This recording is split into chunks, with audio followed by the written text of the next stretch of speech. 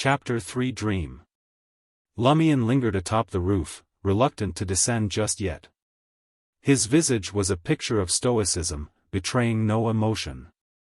Gone was the mischievous young man who frequented the tavern, always ready with a grin and a jest. In his place was a composed and resolute figure, unrecognizable to those who knew him before. Since discovering Aurora's magical powers by chance, Lumion had been obsessed with obtaining them. But Aurora always warned him against it, citing the immense danger and agony that came with wielding such abilities. She refused to divulge the secret even if she knew how to grant them to mere mortals. Lumion couldn't force her to reveal the method, so he resorted to pleading and persuading her at every turn. After a few seconds of contemplation, Lumion sprang to his feet and made his way down to the edge of the roof. He climbed back to the second floor using the wooden ladder. He strolled to Aurora's room, only to find the brown wooden door ajar before peeking inside. Aurora sat at her desk, scribbling away with a champagne fountain pen, dressed in a sky-blue gown. What is she writing so late into the night? Is it related to witchcraft? Lumion placed his hand on the door and quipped, "Writing in your diary, are you? Who writes in a diary, honestly?" Aurora replied without looking up from her writing. Lumion wasn't satisfied with her answer. But didn't Emperor Roselle keep several volumes of diaries? Roselle, the last emperor of the Intis Republic where the siblings currently lived, had brought down the Sauron dynasty and assumed the mantle of Caesar, thereby declaring himself emperor. The man had made countless strides in the fields of science and engineering, having been credited with inventing the steam engine. Not to mention, he had charted the sea route to the southern continent and sparked an age of colonization. He was the embodiment of his time, a symbol of a bygone era over a century ago.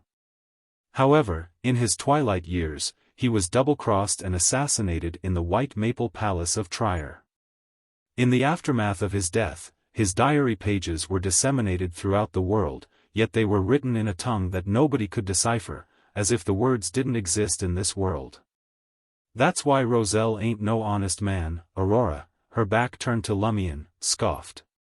"So, what are you scribbling there?" Lumion queried. That was the crux of the matter. Aurora responded with a shrug, her voice dripping with indifference, "A letter."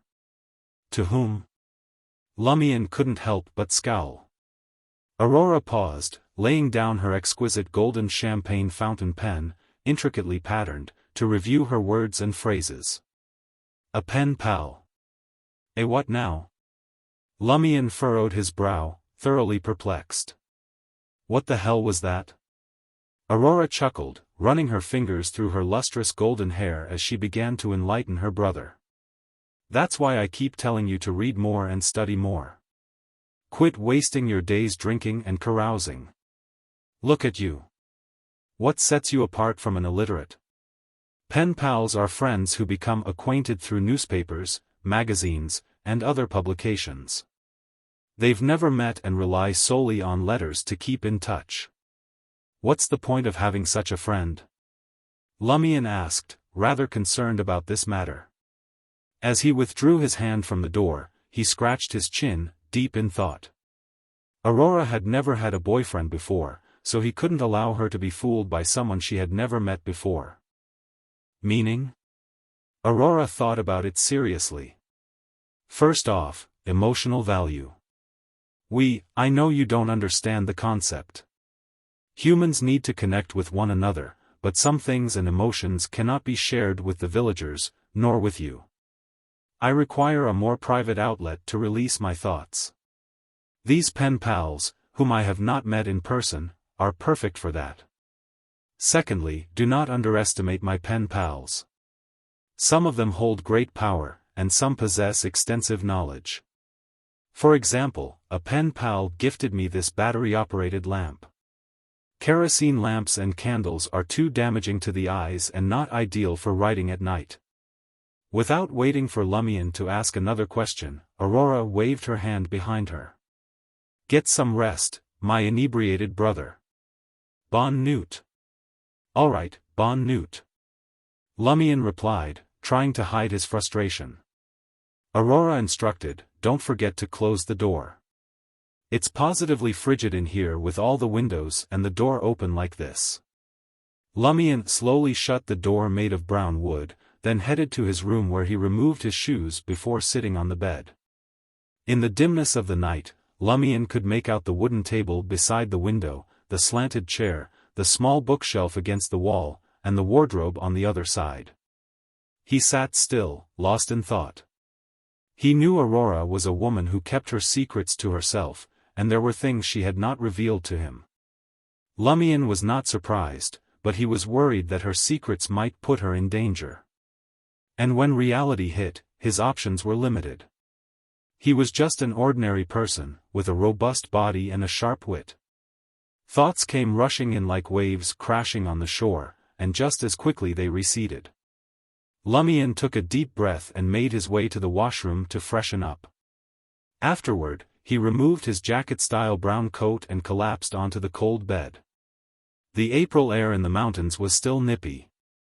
In the midst of his fugue state, Lumion perceived a murky mist, enveloping his surroundings and erasing everything in sight. He trudged through the haze in a daze, yet regardless of which direction he took or how far he went, the fog always led him back to the same place, his bedroom. The room was fashioned with a white four-piece bed, a wooden table and chair poised in front of the window, bookshelves, wardrobes, and the like. Phew! Lumion's eyes flickered open with a start, the morning sun casting a light through the thin blue curtains. He sat up, staring blankly at the room, feeling as if he was still trapped in a dream. The same dream he had been having for days, the gray fog that refused to clear. He raised a hand to his temples and muttered to himself in a deep voice, "It's getting more frequent. I have the same dream almost every day." Lumion's calm demeanor belied the fact that this dream hadn't brought about any negative effects, but it certainly had also failed to yield any positive outcomes. "I pray that hidden in this is something propitious," Lumion murmured, as he rose from the bed. Lumion opened the door to the corridor and was immediately met with a sound emanating from Aurora's room. What a coincidence! Lumion smiled. But then, a sudden thought hit him, causing him to take a step back and stand at the edge of the door. When Aurora's bedroom door creaked open, Lumion quickly raised his right hand and began to massage his temples with a slightly pained expression on his face. "What's wrong?" Aurora noticed his discomfort. "Success." Lumion cheered inwardly as he tried his best to calm himself down. "I had that dream again," he replied in a deep voice. Aurora's golden locks of hair cascaded down her shoulders as she furrowed her brows with concern. "The previous method didn't work," she murmured to herself before suggesting. "Perhaps I should find you a hypnotist, a real hypnotist, and see what caused it." "The kind with magical powers?" Lumion questioned deliberately.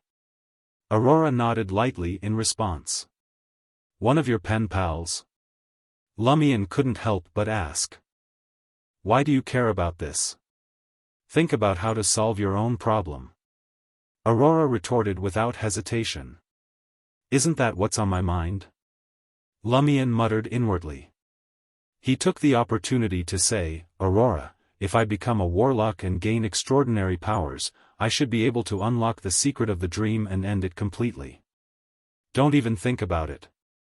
Aurora replied without hesitation. Her expression softened as she continued, "Lumion, I won't lie to you. This path we're taking is dangerous, painful, and downright treacherous. If I had any other choice and if the world wasn't spiraling out of control, I'd be content with being a regular old writer and living a peaceful life." Lumion didn't hesitate to interject, "Then let me shoulder the burden of danger and pain. I'll protect you, while you do what you love." Those words had been repeating in his head for quite some time. Aurora went quiet for a couple of seconds before a grin spread across her face. "Are you discriminating against women?" Before Lumion could say a word, she added with a serious tone, "It's too late to turn back now. Ain't no going back to what we had before." "Fine, I get it. I'm gonna go wash up." You study hard at home today and get ready for the college entrance exams in June. You said it yourself, the world is getting more dangerous. What's the point of taking exams? Lumion muttered. He believed that the key to success was strength, not some paper degree.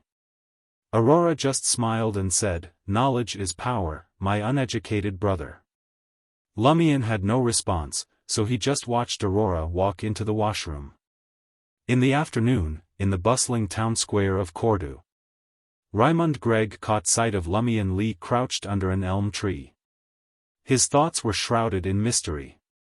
Shouldn't you be holed up at home with your nose buried in those books? Raymond approached him, his voice dripping with envy. Raymond was Lumion's confidant, standing at a moderate 1.7 meters, with brown hair and brown eyes. He was an ordinary-looking fellow with a slightly flushed complexion. Lumion looked up at him and offered a charming grin. Did Aurora not fill you in? Even the hangman deserves a respite.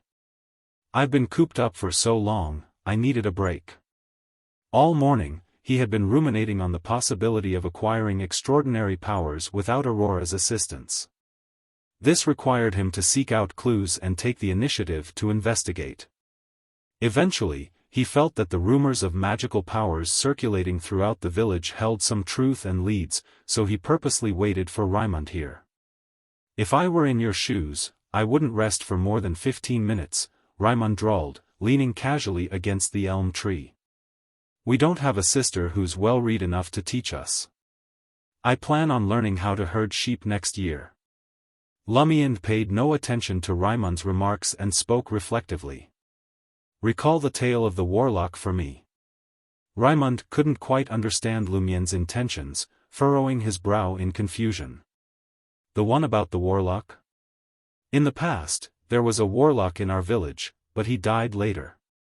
On the day of his burial, an owl flew in from outside and perched atop his bed. It only departed after the coffin was carried out. Then, the coffin became unbearably heavy. It took 9 bulls to pull it. Lumion pressed further, how long ago was this? Raymond's expression grew increasingly perplexed. How should I know? I heard it from my father.